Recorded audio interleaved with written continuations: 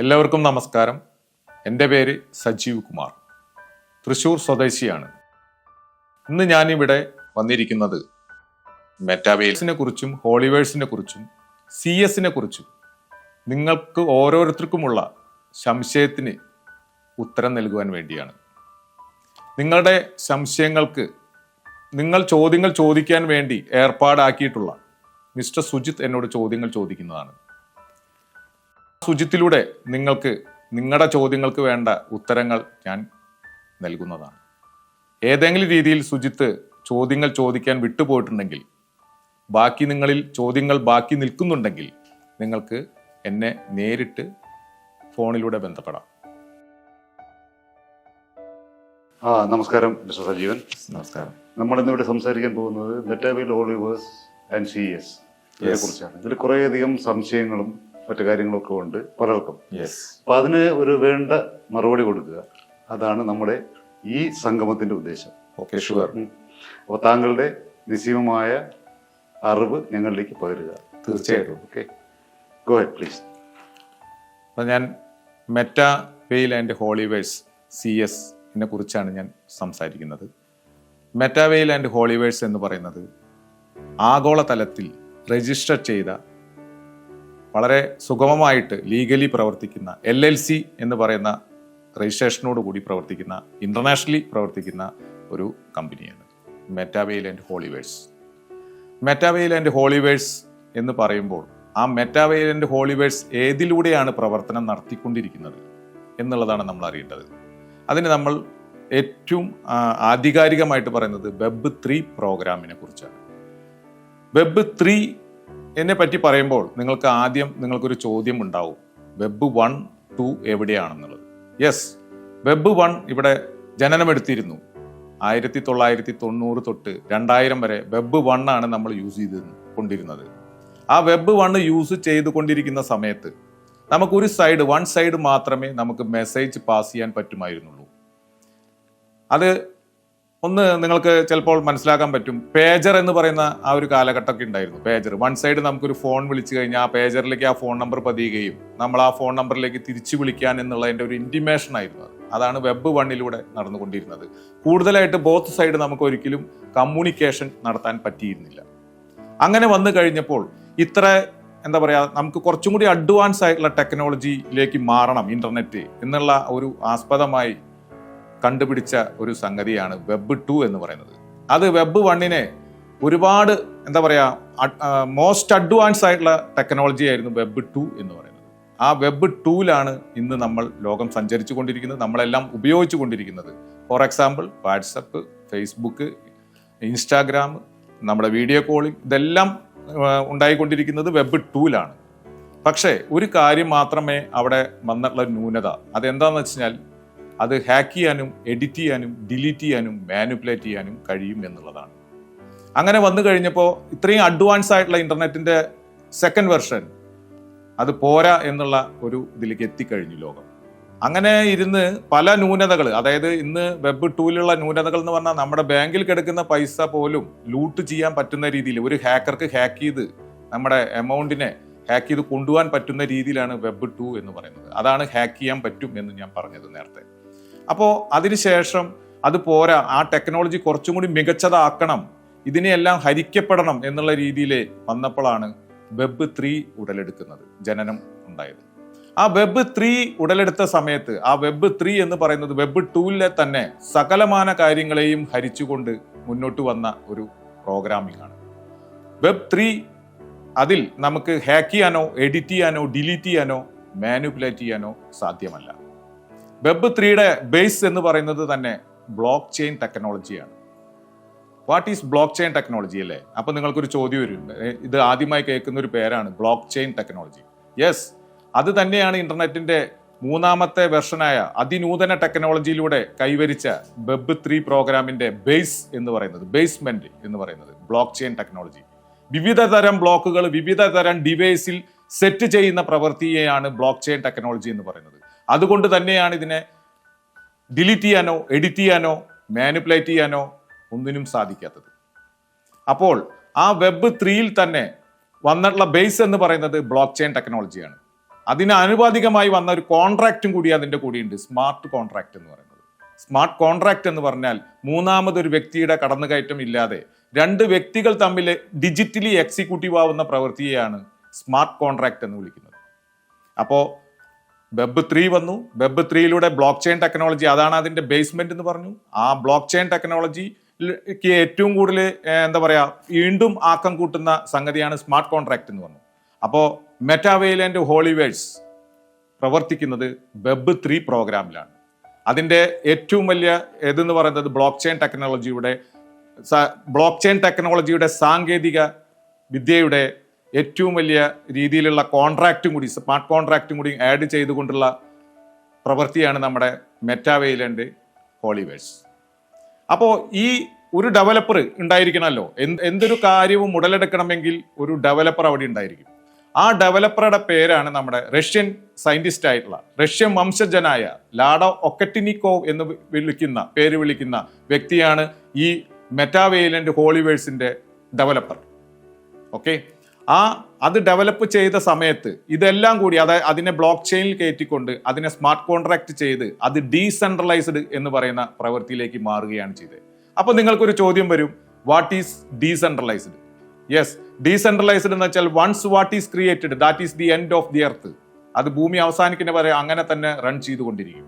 നമ്മളൊരു ബ്ലോക്ക് ചെയിനിൽ ഒരു ഡെവലപ്പർ ഒരു കാര്യം, ഒരു പ്രോഗ്രാം ക്രിയേറ്റ് ചെയ്ത് അതിനെ ബ്ലോക്ക് ചെയിനിലേക്ക് കയറ്റി സ്മാർട്ട് കോൺട്രാക്ട് ചെയ്താൽ അത് ഇന്റർനെറ്റിൽ ഉള്ളിടത്തോളം കാലം അതേപടി തന്നെ അത് റൺ ചെയ്തുകൊണ്ടിരിക്കും. പിന്നെ അതിൽ വെട്ടിത്തിരുത്താനോ മാനിപ്പുലേറ്റ് ചെയ്യാനോ എഡിറ്റ് ചെയ്യാനോ ഹാക്ക് ചെയ്യാനോ ആ ഡെവലപ്പർക്ക് പോലും പിന്നെ സാധ്യമല്ല, ഉണ്ടാക്കിയ ഡെവലപ്പർക്ക് പോലും സാധ്യമല്ല. അതാണ് ഇതിന്റെ ക്ലാരിറ്റി, അതാണ് ഇതിന്റെ ട്രാൻസ്പെറൻസി എന്ന് പറയുന്നത്. അതുകൊണ്ട് ഒരു കാര്യം നിങ്ങൾ എല്ലാവരും മനസ്സിലാക്കേണ്ടത്, നമ്മൾ ഇന്ന് സഞ്ചരിച്ചു കൊണ്ടിരിക്കുന്നത് വെബ് 3ലേക്കാണ്. ലോകം ഇന്ന് മാറിക്കൊണ്ടിരിക്കുന്നത് വെബ് 3 പ്രോഗ്രാമിലേക്കാണ്. ഇനിയും നമ്മൾ മടിച്ചു നിന്നാൽ നമ്മൾ എന്താ പറയാ, ഒന്നിലും എത്താതെ, ഇന്ന് നിൽക്കുന്നതിൽ തന്നെ നിന്ന് നമ്മൾ ഒന്നിലും എത്താതെ നമ്മൾ സഞ്ചരിക്കേണ്ടി വരും. അപ്പൊ വെബ് 3യിലെ ഏറ്റവും വലിയ ഒരു ഇതെന്ന് പറയുന്നത്, വെബ് 3 കണ്ടുപിടിച്ച സമയത്ത് ഇന്ന് നമ്മൾ പല രാജ്യങ്ങളിലും പല പേരിൽ പല കറൻസികളുണ്ട്. ഇന്ന് പല രാജ്യങ്ങളും ഉപയോഗിക്കുന്ന കറൻസികൾ പല ബാങ്കുകൾ, അവിടുത്തെ സെൻട്രൽ ബാങ്കുകളാണ് അതിന്റെ അതോറിറ്റി എന്ന് പറയുന്നത്. ആ കറൻസികൾ പോലും ഇന്ന് വെബ് 3യിലേക്ക് നമുക്ക് യൂസ് ചെയ്യാൻ പറ്റില്ല. വെബ് 3യിൽ വരുന്ന പ്രോഗ്രാമിലേക്ക് നമ്മൾ ഇന്ന് യൂസ് ചെയ്തുകൊണ്ടിരിക്കുന്ന ഒരു കറൻസി പോലും ആ വെബ് 3 പ്രോഗ്രാമിലേക്ക് യൂസ് ചെയ്യാൻ പറ്റില്ല. അപ്പോൾ അവിടെ ഒരു മോട്ടിവേഷൻ വന്നു, എന്താണ്, അവിടെ ഒരു കറൻസി കണ്ടുപിടിക്കേണ്ടി വന്നു. അങ്ങനെയാണ് ഒരു ഡിജിറ്റൽ കറൻസി ഉത്ഭവിക്കുന്നത്. ആ ഡിജിറ്റൽ കറൻസിയുടെ ഉത്ഭവം എന്ന് പറയുന്നത് 2008 ഉണ്ടായത്. ആ 2008 ഉത്ഭവിച്ച കറൻസിയുടെ പേരാണ് ബിറ്റ് കോയിൻ എന്ന് പറയുന്നത്, BTC. അതിന്റെ ട്രിഗർ നെയിമാണ് BTC എന്ന് പറയുന്നത്. ആ BTC ഉടലെടുത്ത് കഴിഞ്ഞപ്പോൾ അന്നൊരു 3 വർഷം വരെ അതിനെ ആരും മൈൻഡ് ചെയ്യുകയോ, എന്താ കാരണം എന്ന് വെച്ച് കഴിഞ്ഞാൽ ആർക്കും അതിനെക്കുറിച്ച് ഒരു അറിവുണ്ടായിരുന്നില്ല. 3 വർഷങ്ങൾക്ക് ശേഷം ബിൽ ഗേറ്റ്സ് എന്ന് പറയുന്ന ഒരു വ്യക്തി ആളുടെ സോഫ്റ്റ്വെയർ പ്രൊഡക്റ്റുകൾ ബിറ്റ് കോയിൻ ഉപയോഗിച്ചുകൊണ്ട് പർച്ചേസ് ചെയ്യാം എന്ന് പറഞ്ഞപ്പോഴാണ് അതിന് $1 വാല്യൂവിലെത്തിയത്. അന്നത്തെ ഇംഗ്ലീഷ് ദിനപത്രങ്ങൾ നിങ്ങൾക്ക് എടുത്തു കഴിഞ്ഞാൽ മനസ്സിലാക്കാൻ പറ്റും, ബിറ്റ് കോയിൻ ഹിറ്റ്സ് $1 എന്നുള്ളത് കാണാൻ കഴിയും. അന്നാണ് അത് $1, 2010, 2011 അതിന് $1 വാല്യൂവിലേക്ക് എത്തിയത്. ആ $1 വാല്യൂ എത്തിയതിനു ശേഷം ഇന്ന് അത് എത്തി നിൽക്കുന്നത് 1 CR ആ ബിറ്റ് കോയിൻ. അപ്പോൾ ഡിജിറ്റൽ കറൻസികളുടെ വെബ് 3 പ്രോഗ്രാമിന്റെ സാങ്കേതിക വിദ്യയുടെ ഏറ്റവും കൂടുതൽ മനസ്സിലാക്കേണ്ട കാര്യം ബ്ലോക്ക് ചെയിൻ ടെക്നോളജിയെ കുറിച്ചാണ്. അത് നിങ്ങൾ മനസ്സിലാക്കുക. ഈ ഡിജിറ്റൽ കറൻസികളെല്ലാം ഇന്ന് ലോകമെമ്പാടും 15,000-ൽ പരം ഡിജിറ്റൽ കറൻസികൾ ഉടലെടുത്തിട്ടുണ്ട്, ലിസ്റ്റ് ചെയ്യപ്പെട്ടിട്ടുണ്ട്. അതിൽ വളരെ കുറവ് മാത്രമാണ് നല്ല രീതിയിൽ ഒരു ഹൈക്കിലേക്ക് പോയിട്ടുള്ളത്. അപ്പോൾ മെറ്റാവേൽ ഹോളിവേഴ്സിൽ നമുക്ക് ഒരു ഓൺ കറൻസി ഉടലെടുത്തിട്ടുണ്ട്. ഏകദേശം 2 വർഷത്തോളം കഴിഞ്ഞു നമ്മുടെ ഓൺ കറൻസി മൾട്ടി മൈനിങ് സ്റ്റേജിലൂടെ ഉടലെടുത്തിട്ട്. അതിന്റെ നെയിമാണ് CES എന്നുള്ളത്. വെയിൽ ബിറ്റ് എന്നാണ് അതിന്റെ പേര്. അതിന്റെ ട്രിഗർ നെയിമാണ് CES. CESന്റെ ഫുൾ ഫോം എന്ന് വെച്ചാൽ ക്രിപ്റ്റോ എക്കോസിസ്റ്റം, അതാണ് അതിന്റെ ഫുൾ ഫോം. അപ്പൊ ഞാൻ പറഞ്ഞു വന്നത് എന്താണെന്ന് വെച്ച് കഴിഞ്ഞാൽ, നിങ്ങൾ ഓരോരുത്തരും ഈ വെബ് 3 പ്രോഗ്രാം എന്താണെന്ന് മനസ്സിലാക്കാൻ വേണ്ടിയാണ് ഞാൻ ഇന്ന് ഈ വേദിയിൽ വന്നിട്ട് എന്നോട് ചോദ്യം ചോദിക്കുന്ന മിസ്റ്റർ സുജിത്തുമായിട്ട് ഞാൻ സംവാദം നടത്താനിരിക്കുന്നത്. അപ്പോൾ ഞാൻ ഇതിനെക്കുറിച്ച് ഒരു പരാമർശം ഇപ്പോൾ നിങ്ങളിലേക്ക് പറഞ്ഞു എന്ന് മാത്രമേ ഉള്ളൂ. അതിൽ ബാക്കിയെല്ലാം സുജിത്തുമായിട്ട് ചോദിക്കുന്ന ചോദ്യങ്ങൾക്ക് ഞാൻ ആൻസർ കൊടുക്കുന്നതാണ്. അപ്പോൾ ഇതാണ് നമ്മുടെ മെറ്റാവേൽ ആൻഡ് ഹോളിവേഴ്സ് എന്ന് പറയുന്ന പ്രൊജക്ടിന്റെ ഒരു സംക്ഷിപ്ത രൂപമാണ് ഞാൻ ഇപ്പോൾ പറഞ്ഞത്. അപ്പോൾ മെറ്റാവേൽ ആൻഡ് ഹോളിവേഴ്സ് ഇന്ന് റൺ ചെയ്തുകൊണ്ടിരിക്കുന്നത് വെബ് 3 പ്രോഗ്രാം പ്ലാറ്റ്ഫോമിലാണ് അതിൻ്റെ ബ്ലോക്ക് ചെയിൻ ടെക്നോളജിയും സ്മാർട്ട് കോൺട്രാക്റ്റും കൂടി ചെയ്തിട്ടുള്ള ഒരു ഡീസെൻട്രലൈസ്ഡ് പ്ലാറ്റ്ഫോമാണ്, ഡീസെൻട്രലൈസ്ഡ് ഫിനാൻസ് ആണ്. നമുക്ക് ആർക്കും ഒരു ശങ്കയും കൂടാതെ ഒരു ടെൻഷനും കൂടാതെ ഇതുമായി അസോസിയേറ്റ് ചെയ്തുകൊണ്ട് ബിസിനസ് ചെയ്യാം. നിങ്ങൾ ഈ ടെക്നോളജി എന്താണെന്ന് പഠിക്കുകയാണ് ആദ്യം വേണ്ടത്. പഠിച്ചതിന് ശേഷം നിങ്ങൾക്ക് മറ്റുള്ളവരിലേക്ക് അതിനെ ഇംപ്ലിമെന്റ് ചെയ്യാം. ഇത് വിഭാവനം ചെയ്ത നമ്മുടെ ഡെവലപ്പർ ലാഡോ സാർ ഈ ഒരു ടെക്നോളജിയാണ് നമുക്ക് പാസ് ചെയ്ത് തന്നെ. ഇത് നമ്മുടെ സ്വന്തം ബിസിനസ് ആണ്. ഈ ടെക്നോളജി നമുക്ക് പാസ് ചെയ്തു തന്നാൽ നമ്മുടെ സ്വന്തം ടെക്നോളജിയാണ്. അത് ബ്ലോക്ക് ചെയിനിൽ നമുക്ക് trust wallet, token pocket, MetaMask എന്ന് പറയുന്ന ബ്ലോക്ക് ചെയിനിൽ അധിഷ്ഠിതമായ വാലറ്റിലൂടെ നമുക്ക് ഈ ബിസിനസ് മുന്നോട്ട് കൊണ്ടുപോകാൻ കഴിയും. 12 വേർഡുകളാണ് ഇതിന്റെ പാസ്വേഡ് എന്ന് പറയുന്നത്. അത് നിങ്ങൾ ആരുമായിട്ട് ഷെയർ ചെയ്യാതിരിക്കുക. ആ വേർഡുകൾ നിങ്ങൾ എഴുതി വെക്കുക വീട്ടിൽ. അത് നിങ്ങളുടെ വീട്ടിലുള്ള വേണ്ടപ്പെട്ടവരുമായി അത് അറിയിക്കുക. സജീവൻ സാർ, താങ്കളുടെ ഈ വിശദീകരണം മെറ്റാവെയിലിനെ കുറിച്ചും CASനെ കുറിച്ചുമുള്ള ഈ വിശദീകരണം വളരെയധികം ഗംഭീരമായി എന്നാണ് എൻ്റെ വിശ്വാസം. Thank you. ഒപ്പം തന്നെ എന്നെ താങ്കളിലേക്ക് വരാനായി ആഗ്രഹിക്കുന്ന ആൾക്കാർ ഏൽപ്പിച്ച ഒരു ദൗത്യമുണ്ട്. അതിലേക്ക് ഞാൻ കിടക്കുകയാണ്. ആയിക്കോട്ടെ. ചോദ്യോത്തരങ്ങൾ ഞാൻ ഇതുമായിട്ട് സംശയമുള്ള ചില ചോദ്യങ്ങൾ കളക്ട് ചെയ്ത് വന്നിട്ടുണ്ട്. അതിന് സർ ആൻസർ തരണം. തീർച്ചയായിട്ടും. അപ്പോൾ ആദ്യമായിട്ട് എനിക്ക് അറിയേണ്ടത് ഈ ക്രിപ്റ്റോ കറൻസി എന്തിനു വേണ്ടി, എവിടെ, ആരാൽ വിഭാവനം ചെയ്തതാണ്? 2008 നദോഷി നാഗമോട്ടോ എന്ന് പറയുന്ന വ്യക്തി ജാപ്പാൻ സ്വദേശിയാണ് എന്നാണ് അറിയാൻ കഴിഞ്ഞിട്ടുള്ളത്. പക്ഷെ ആളുടെ ഒരു പടമോ പിക്ചറോ ഇതുവരെ ആർക്കും ലഭിച്ചിട്ടില്ല. പക്ഷെ 2008 മുതൽ ബിറ്റ് കോയിൻ എന്ന പേരിലാണ് ഈ കറൻസിയുടെ ഉത്ഭവം. ഇന്ന് ആ കറൻസി എത്തി നിൽക്കുന്നത് 1 CR എന്ന് പറയുന്ന ഇന്ത്യൻ റുപ്പീസ് ആണോ? Yes, Indian rupees. ഓക്കെ. അപ്പൊ അതാണ് ഇതിന്റെ ഉത്ഭവത്തെ കുറിച്ച് സാറിന് പറയാനുള്ളത്. യെസ്. ഈ മെറ്റാവെയിൽ ഓളിവേഴ്സ് വിഭാവനം ചെയ്യുന്നത് ഇതിന്റെ കീ പേഴ്സൺ ആരാണ്? പറഞ്ഞു കഴിഞ്ഞു, ലാഡോ എന്ന് പറഞ്ഞു. ഇപ്പോഴും റഷ്യയിൽ തന്നെ ജീവിക്കുന്ന ഒരു സയന്റിസ്റ്റ് ആണോ, അത് മറ്റെവിടെയെങ്കിലും ആണോ? ആള് ഇന്ന് ദുബായ്, റഷ്യയൊക്കെ ആയിട്ട് ഇങ്ങനെ വേൾഡ് വൈഡ് നമ്മുടെ ഇതിന്റെ ഒരു കീ പേഴ്സൺ എന്നുള്ള നിലയ്ക്ക് ലാഡോയെ തന്നെ നമുക്ക് കണക്കാക്കാം. യെസ്, തീർച്ചയായിട്ടും. അയാളെ എല്ലാ പിക്ചറുകളും ഉണ്ട്, ആളുടെ സംവാദങ്ങളുണ്ട്, എല്ലാ കാര്യങ്ങളും അയാൾ ഇതിനെ കുറിച്ചുള്ള പരാമർശിക്കുന്ന കാര്യങ്ങളുണ്ട്. അപ്പൊ ഇത് എന്താ കാരണം എന്ന് വെച്ചാൽ ഇന്ന് ഈ ഒരു ക്രിപ്റ്റോ കറൻസിയുടെ ഇതെന്ന് പറയുന്നത് തന്നെ ഞാൻ നേരത്തെ പറഞ്ഞ പോലെ ഫിയറ്റ് മണി പല കറൻസികൾ നമുക്ക് ഉണ്ട് ഇന്ന് ലോകത്ത്. അതെല്ലാം ഔട്ട് ആവാൻ പോവുകയാണ്. ഈ ഫിയറ്റ് മണി എന്ന് സാർ ഉദ്ദേശിക്കുന്നത് എന്തിനാണ്? ഫിയറ്റ് മണി എന്ന് ഉദ്ദേശിക്കുന്നത് ഇന്ന് നമ്മൾ പല രാജ്യങ്ങൾക്കും പല കറൻസികളുണ്ട്. Physical currency. ഫിസിക്കൽ കറൻസികൾ നമ്മൾ യൂസ് ചെയ്തുകൊണ്ടിരിക്കുന്ന കറൻസികളാണ് Indian rupees, UAE dirhams, dollar, അങ്ങനെ പല എക്സെട്ര എക്സെട്ര.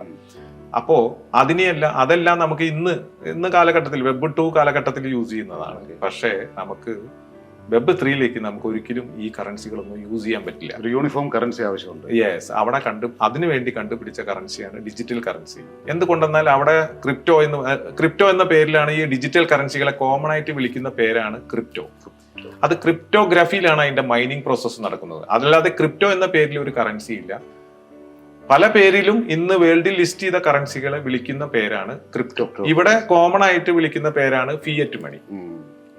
ഓക്കെ.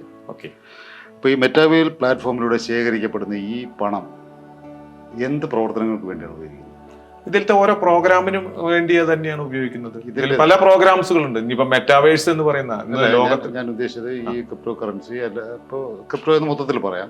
ഈ മെറ്റാവേഴ്സ് എന്നുള്ള ഈ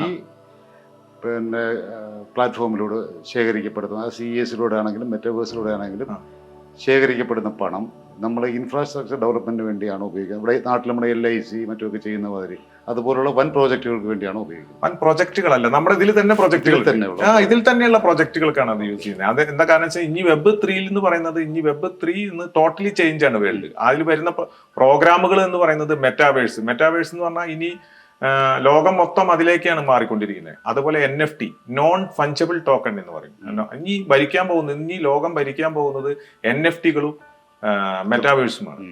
അപ്പൊ അതിലേക്കാണ് ഇതിന്റെ എന്താ പറയാ ഇതിലൂടെ, അതായത് നമ്മുടെ ഓൺ കറൻസിയിലൂടെ വരുന്നത്. അത് ട്രേഡ് നടക്കുന്നുണ്ട്, കറൻസി ട്രേഡ് നടക്കുന്നുണ്ട്. ഇന്ന് നമ്മുടെ കറൻസി എന്ന് പറയുന്നത് CS എന്ന് പറയുന്ന ആ കറൻസി, വെയിൽ ബിറ്റ് എന്ന് പറയുന്ന കറൻസി $22 വരെ എത്തുകയും ഇപ്പോൾ അത് $4 ട്രേഡ് നടന്നുകൊണ്ടിരിക്കുന്നത്. ഒരു കാര്യം ചോദിച്ചോട്ടെ, ഈ ക്രിപ്റ്റോ കറൻസി അതല്ലെങ്കിൽ ഡിജിറ്റൽ കറൻസി എന്ന് പറയുന്നത് കേൾക്കുമ്പോൾ തന്നെ നമ്മുടെ നാട്ടുകാർ കൂടി കളയുന്നു. കാരണം എന്താണ്? അത് ഞാനൊരു കാര്യം പറയട്ടെ, നമ്മളൊരു കാര്യം ആദ്യമായിട്ട് കേൾക്കുന്നതിനെ ആർക്കും അക്സെപ്റ്റ് ചെയ്യാൻ പറ്റില്ല. അതൊരു സത്യമാണ്. ഇപ്പൊ ഞാനായാലും അങ്ങനെ 3 വർഷം മുമ്പ് ഞാൻ ഇതിൽ വരുന്ന സമയത്ത് ഞാൻ ഈ പേരുകൾ കേട്ടപ്പോൾ ഞാൻ അങ്ങനെ തന്നെയായിരുന്നു. പക്ഷെ എനിക്ക് ഇനി ആധികാരികമായിട്ട് പഠിക്കണം എന്നുള്ള ഒരു അതിയായ ആഗ്രഹം എന്നിൽ ഉണ്ടായതും ഇത് ഈ ബിസിനസ് ചെയ്താൽ ഒരു ഫലപ്രാപ്തി നമുക്ക് കൈവരിക്കാൻ പറ്റും എന്നുള്ള ഒരു ഇതിലേക്ക് ഉത്തമ ബോധ്യം ഉണ്ടായത് കൊണ്ടാണ് ഞാൻ ഈ പ്ലാറ്റ്ഫോമുമായിട്ട് സഹകരിച്ചത്. പക്ഷെ ഇന്ന് ഞാൻ ഈ 3 വർഷം കൊണ്ട് അത്യാവശ്യം നല്ല രീതിയിലുള്ള ഒരു ഫിനാൻഷ്യൽ ഫ്രീഡം എനിക്ക് കൈവരിക്കാം. പൊതുവെ ബാങ്കുകളും മറ്റ് ധനകാര്യ സ്ഥാപനങ്ങളും ഈ ക്രിപ്റ്റോ കറൻസിയെ പ്രൊമോട്ട് ചെയ്യുന്നില്ല. അവർ ക്രിപ്റ്റോ കറൻസിയെ പ്രൊമോട്ട് ചെയ്യുന്നില്ല എന്നുള്ളതല്ല, പക്ഷെ ഇന്ന് ഇന്ത്യയുടെ ഈ റുപ്പി എന്ന് പറയുന്ന ക്രിപ്റ്റോ കറൻസി ഇറങ്ങിക്കഴിഞ്ഞു. Central bank digital currency. ഇന്ന് ബാങ്കുകളിൽ പോയി കഴിഞ്ഞാൽ മാനേജർമാർ തന്നെ അതിനെ ഡൗൺലോഡ് ചെയ്യിച്ചു തുടങ്ങി. പൊതുവെ ബാങ്കുകളും മറ്റ് ധനകാര്യ സ്ഥാപനങ്ങളും ക്രിപ്റ്റോ കറൻസിയെ എന്റർടൈൻ ചെയ്യുന്നില്ല. അതിന്റെ കാരണമാണ് അതിന്റെ യഥാർത്ഥ കാരണം എന്ന് പറയുന്നത് ഇനിയുള്ള കാലഘട്ടത്തിൽ വെബ് 3 ഒരുപാട് പേരെ ജോലി നഷ്ടപ്പെടാൻ പോവുകയാണ്.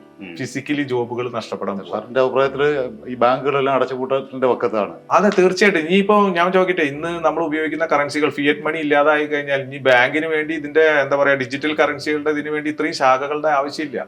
നമ്മൾ ഒരു കാലത്ത് ബാങ്കിൽ കയറി, ഞാൻ നേരത്തെ പറഞ്ഞല്ലോ, നമ്മള് ടെലിഫോൺ എക്സ്ചേഞ്ച് അല്ല ടെലിഫോൺ ബൂത്ത്, ഇന്റർനെറ്റ് കഫേ, അതുപോലെ നമുക്ക് ഓർമ്മയായി മാറും. നമ്മൾ ഇന്ന് ബാങ്കുകൾ കയറി പൈസ എടുക്കുന്നത് മാത്രമല്ല സാർ. അങ്ങനെ വരുമ്പോൾ ഈ വെബ് 3യുടെ ഡെവലപ്മെന്റ് കാരണം നമ്മുടെ മെഡിക്കൽ രംഗവും ഇതുപോലെ ആവുമല്ലോ. ഓൺലി ഫോർ സർജറിക്ക് മാത്രമായിരിക്കും ഹോസ്പിറ്റലിൽ പോകേണ്ടി വരുന്നത്. അതെ, തീർച്ചയായിട്ടും. ഇനി അതായത് 2030 കൂടിയിട്ട് ഒരു പ്രവചനം വന്നു കഴിഞ്ഞു. മനുഷ്യന്റെ ആയുസ് 130 150 വയസ്സിലേക്കോ കയറി പോവാണെന്നുള്ളത്. എന്നുവെച്ചാൽ അത്രയ്ക്കും വെൽനെസ് പ്രൊഡക്റ്റുകളാണ് ഇനി ലോകം ഭരിക്കുക. ഞാൻ പറഞ്ഞതുപോലെ NFT-കളും മറ്റേ എന്താ പറയാ മെറ്റാവേഴ്സും പോലെ തന്നെയാണ് ഇനി വെൽനെസ് പ്രൊഡക്റ്റുകളാണ് ഇനി ലോകത്ത് ഇറങ്ങാൻ പോകുന്നത്. മനസ്സിലായ? അപ്പൊ അത് അത്രയ്ക്കും നമ്മുടെ ശരീരത്തിന്, അതായത് നമുക്ക് വേണ്ട ഹെൽത്ത് വേണം, നമുക്ക് പിന്നെ എന്ത് വേണം, വെൽത്ത് വേണം. ഇത് രണ്ടും നമ്മുടെ ലോകത്ത് നല്ല രീതിയിൽ പ്രതിനിധാനം ചെയ്യാൻ പോവുകയാണ്. അത് നമ്മുടെ മെറ്റാവേലന്റ് ഹോളിവേഴ്സിലൂടെ അത് പ്രതിനിധാനം ചെയ്യുന്നുമുണ്ട്. സാർ, അതുപോലെ ഈ നമ്മുടെ ഈ മെറ്റാവേലിലേക്ക് ഇൻവെസ്റ്റ് ചെയ്യേണ്ടത് ഇന്ത്യൻ കറൻസിയിലാണോ അതോ മറ്റേതെങ്കിലും കറൻസിയിലാണോ? മെറ്റാവേലിൽ ഇൻവെസ്റ്റ്മെന്റ് അല്ലല്ലോ ചെയ്യുന്നത്. നമ്മൾ വെബ് 3 എന്തെല്ലാം പ്രോഗ്രാമുകൾ ഉണ്ടോ അത് ഓരോരുത്തർക്കും നമ്മൾ പറഞ്ഞ് പഠിപ്പിച്ചു കൊടുത്ത് അവർക്ക് തന്നെ ചെയ്യാം. അവര് വാങ്ങുകയോ ആരെ കയ്യിലും പൈസ തരേണ്ട കാര്യമില്ല. അല്ല, ഞാൻ ചോദിച്ചത് അതിനുവേണ്ടി നമ്മൾ മുടക്കേണ്ടത് ഇന്ത്യൻ കറൻസിയാണ്. ഇന്ത്യൻ കറൻസിയിൽ നിന്ന് അല്ല, ഇന്ത്യൻ കറൻസിയിൽ നിന്ന് നമ്മൾ എന്ത് ചെയ്യണം, അവിടെ യൂസ് ചെയ്യുന്ന കറൻസി നമ്മൾ പർച്ചേസ് ചെയ്യണം. ഡിജിറ്റൽ കറൻസി നമ്മൾ പർച്ചേസ് ചെയ്ത് നമ്മുടെ വാലറ്റ് സൂക്ഷിക്കുക. അതിന് പർച്ചേസ് ചെയ്യാൻ വേണ്ടി ഇവിടെ ക്രിപ്റ്റോ എക്സ്ചേഞ്ചുകൾ ഉണ്ട്.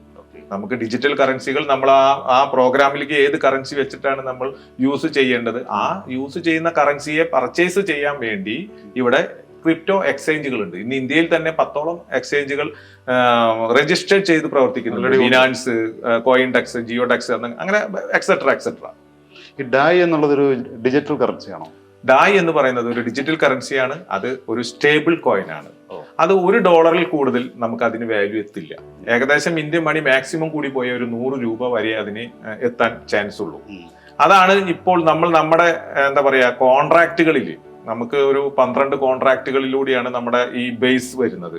അതിലേക്ക് യൂസ് ചെയ്യുന്നത് അതാണ്. ഇനി നമ്മുടെ എല്ലാ പ്രോഗ്രാമിലേക്കും എന്തിനു പറയണോ, ഈ 12 കോൺട്രാക്റ്റിൽ പോലും യൂസ് ചെയ്യാൻ പോകുന്നത് നമ്മുടെ CES എന്ന് പറയുന്ന ടോക്കനാണ്. നമുക്കപ്പോ ഈ CS പർച്ചേസ് ചെയ്യുന്നത് എങ്ങനെയാണ്?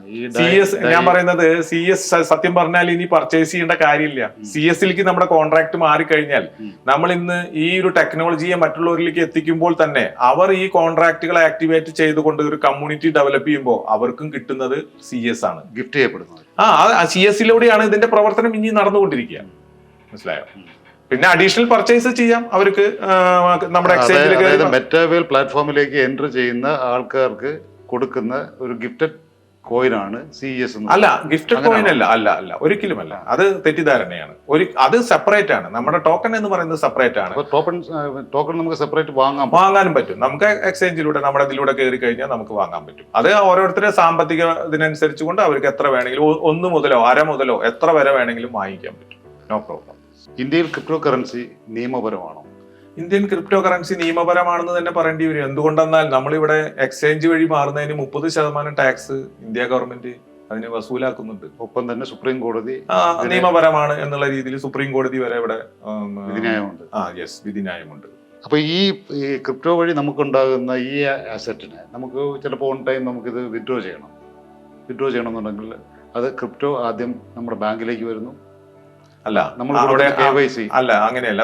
നമ്മൾ ഇതിൽ എന്താണ് ചെയ്യേണ്ടതെന്ന് വെച്ച് കഴിഞ്ഞാല് നമ്മൾ ഏത് എക്സ്ചേഞ്ച് വഴിയാണോ നമ്മൾ ഇത് ക്രിപ്റ്റോ നമ്മുടെ അക്കൗണ്ടിലേക്ക് ട്രാൻസ്ഫർ ചെയ്യുന്നുണ്ടെങ്കിൽ നമ്മൾ അതിൽ KYC നമ്മൾ അപ്ഡേറ്റ് ചെയ്യണം. അതായത് നമ്മുടെ ആധാർ, പാൻ കാർഡ്, ബാങ്ക് പാസ്ബുക്കിന്റെ ഫ്രണ്ട് പേജ്. അപ്പോൾ 24/7 ഏത് സമയത്ത് വേണമെങ്കിലും നമുക്ക് ഈ ഫണ്ട് നമ്മുടെ അക്കൗണ്ടിലേക്ക് ട്രാൻസ്ഫർ ചെയ്യാം. വാലറ്റിലേക്ക് മാറ്റാം. വാലറ്റ് അല്ല, സോറി, നമ്മുടെ അക്കൗണ്ടിലേക്ക് മാറ്റാം. വാലറ്റിൽ നിന്ന് നമ്മുടെ അക്കൗണ്ടിലേക്ക് മാറ്റാം.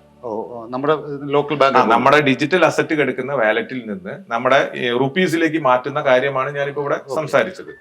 24/7. അതുപോലെ തന്നെ അപ്പോഴേക്കാണ് 30% ഡിഡക്ട് ചെയ്തിട്ട് നമുക്ക് അപ്പൊ അതിന് വരുന്ന ചാർജസ് ആണ് ഞാനിപ്പോ പറഞ്ഞത്. മറ്റു ലാഗ് ഒന്നുമില്ല. അതിപ്പോ ഇതൊരു വലിയ സംശയമാണ് സമൂഹത്തിൽ. അത് റെഗുലേറ്ററി ബോർഡ് ഇന്ന് നമ്മുടെ നിർമ്മല സീതാരാമൻ അവർകൾ അടങ്ങുന്ന ഒരു റെഗുലേറ്ററി ബോർഡ് ഉണ്ട് ക്രിപ്റ്റോന്റെ.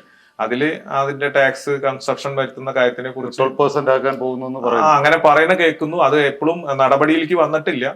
ചിലപ്പോൾ ആയി കഴിഞ്ഞാൽ ബെസ്റ്റ്. എന്താ കാരണം വെച്ചാൽ അത് 30% എന്ന് പറയുന്നത് ഒരു വലിയൊരു സംഖ്യ തന്നെയാണ് ഓരോരുത്തരെ സംബന്ധിച്ച്. അതിനൊരു ക്രൈറ്റീരിയ ഉണ്ടോ? ഇത്ര ലക്ഷം രൂപ അല്ലെങ്കിൽ ഇത്ര കോടി രൂപയ്ക്ക് മുകളിലാവുമ്പോൾ മാത്രമാണ് അതിനങ്ങനെ ഒരു ക്രൈറ്റീരിയ ഒന്നും ഇപ്പൊ വെച്ചിട്ടില്ല. ഇനി അത് നമ്മളിപ്പോ 100 രൂപ പ്രോഫിറ്റ് ഉണ്ടാക്കിയാലും അതിന്റെ 30% ഗവൺമെന്റ്. അതിനിപ്പോ ഭാവിയിൽ അത് വന്നുകൂടായില്ല. എന്താ കാരണം വെച്ചാൽ ഇപ്പൊ ബിടെക്കിന്റെ തന്നെ ക്വസ്റ്റ്യൻ പേപ്പറിൽ വന്നിട്ടുള്ള crypto currency, block chain technology, smart contract, mining process, ഇതിനെ കുറിച്ചാണ് ഇപ്പോഴത്തെ ബിടെക്കിന്റെ ഉസ്മാൻ യൂണിവേഴ്സിറ്റി അങ്ങനെയുള്ളതൊക്കെ സാറ് കണ്ടിട്ടുണ്ടാവും, സുജിത്ത് കണ്ടിട്ടുണ്ടാവും തോന്നുന്നു, എനിക്ക് തോന്നുന്നത്. അപ്പോ അങ്ങനെ വരുമ്പോ ഇനിയുള്ള കാലഘട്ടത്തിൽ ഇന്നിപ്പോ ഇന്ത്യയിൽ ഏകദേശം 7% ഇന്ന് ക്രിപ്റ്റോയിലേക്ക് അത് ചെയ്തു തുടങ്ങി. അപ്പൊ ഇനിയുള്ള കാലഘട്ടം ഇനിയിപ്പോ ഇത്രയും നാള് വന്ന പോലെ ആയിരിക്കില്ല. ഇനി ചിലപ്പോ ഒരു 6 മന്ത് കൊണ്ട് ചിലപ്പോ അതൊരു 14%, 20% സ്പീഡായിട്ട് സംഭവിക്കും. QR കോഡ് സ്കാൻ ചെയ്യാൻ അധികം ആൾക്കാർക്ക് അറിയില്ലായിരുന്നു. ഒരു 2 വർഷം മുമ്പേ അന്നൊരു COVID-19 വരേണ്ടി വന്നു ഇല്ലേ? ജനങ്ങളിലേക്ക് ഇന്റർനെറ്റ് എല്ലാ ജനങ്ങളുടെ വീട്ടിലേക്കും ഇന്റർനെറ്റ് എത്തിക്കുന്നതിനും ഈ ഗൂഗിൾ പേ എന്ന് പറയുന്ന ഇലക്ട്രോണിക്സ് ട്രാൻസാക്ഷൻ നടത്താൻ വേണ്ടി ഒരു വൈറസ് ഇവിടെ വരേണ്ടി വന്നു.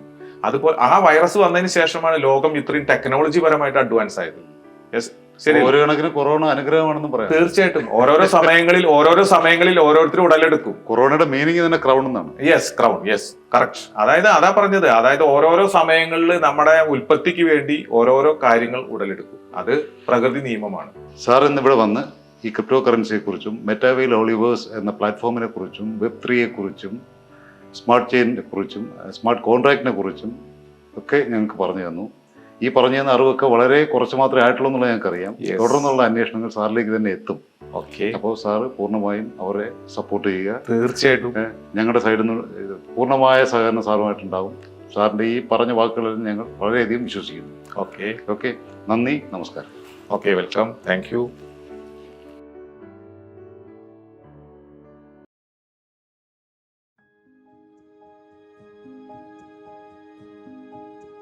എന്നെക്കുറിച്ച് എനിക്ക് പോലും ഒരു ധാരണയില്ലാത്ത ഒരു കാലമുണ്ടായിരുന്നു. എന്നാൽ ഇവിടെ വരെ എത്താൻ എനിക്ക് കഴിഞ്ഞത് എൻ്റെ പ്രയത്നവും ഞാൻ പടുത്തുയർത്തിയ വിശ്വാസ്യതയുമാണ്.